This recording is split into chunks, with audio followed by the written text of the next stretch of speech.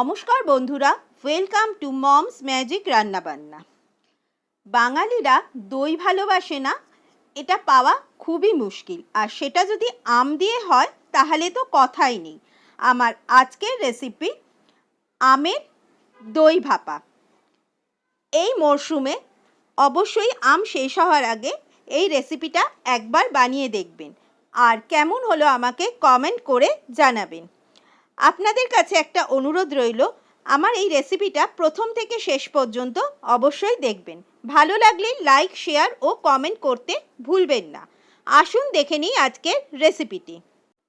আমের দই ভাপা বানানোর জন্য 400 গ্রাম টক দই নিয়েছি। সেটা একটা সুতির কাপড়ে 1.5 ঘন্টা মতো বেঁধে রেখেছিলাম, একটা স্ট্রেনারের ওপর রেখে দিয়েছিলাম।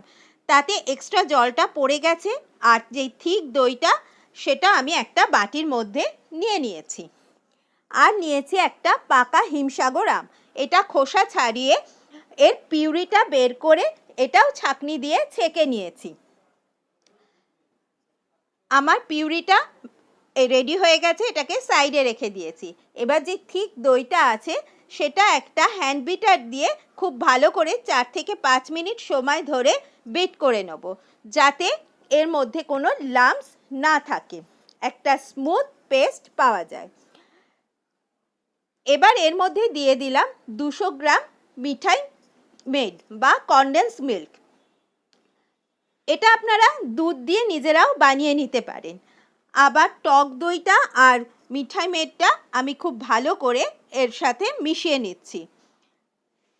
এটাও আরও 3-4 মিনিট সময় ধরে ফেটিয়ে নেব। ফেটানো হয়ে গেছে, এরকম একটা স্মুথ পেস্ট তৈরি হয়েছে। এখন এর মধ্যে দিয়ে দিলাম 1 পিঞ্চ নুন, আর যেই আমের পাল্পটা তৈরি করে রেখেছিলাম সেটা। আবারও খুব ভালো করে এটাকে মিশিয়ে নিতে হবে। খুব সুন্দর করে আমার মেশানো হয়ে গেছে। দেখুন কনসিস্টেন্সিটা এরকম হবে। এবার যেই বাটিটাতে আমি ভাপাবো সেই বাটিটা রেডি করে নেব। এটা বাটার দিয়ে বা ঘি দিয়ে আপনারা গ্রিস করে নেবেন। খুব ভালো করে গ্রিস করে নিচ্ছি। আপনারা চাইলে কেক মোল্ডেও করতে পারেন বা সিলিকনের মোল্ডও আপনারা ইউজ করতে পারেন। এবার মিশ্রণটা আমি ঢেলে দিচ্ছি। এর জন্য আমি 2টো বাটি নিয়েছি। এবার একটা ফয়েল পেপার নিয়েছি। ফয়েল পেপার দিয়ে মুখটাকে ঢেকে দেবো। যদি চান টিফিন কৌটোয় করবেন তো টিফিন কৌটোও করতে পারেন, টিফিন কৌটোর মুখটা ঢেকে দিতে পারেন, বা কোনো ঢাকনা দিয়েও ঢাকা দিয়েও ভাপাতে পারেন, যাতে ভেতরে কোনো জল না যায় সেটা লক্ষ্য রাখতে হবে। এবার একটা কড়াইতে বেশ অনেকটা পরিমাণ জল গরম করে নিয়েছি। এবার এর ওপরে একটা স্ট্যান্ড দিয়ে দিয়েছি, আর একটা থালা এর ওপর বসিয়ে দেব। আমি একটা একটা করে করব, সেই জন্য একটা বসিয়ে দিচ্ছি। মিডিয়াম টু লো ফ্লেমে এটা 15 থেকে 20 মিনিট ঢাকা দিয়ে ভাপিয়ে নেব।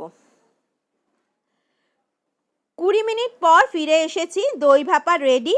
এখন এটা 1 ঘন্টা থেকে 1.5 ঘন্টা ফ্রিজে রেখে ঠান্ডা করে নেব। তৈরি হয়ে গেল আমার দই ভাপা।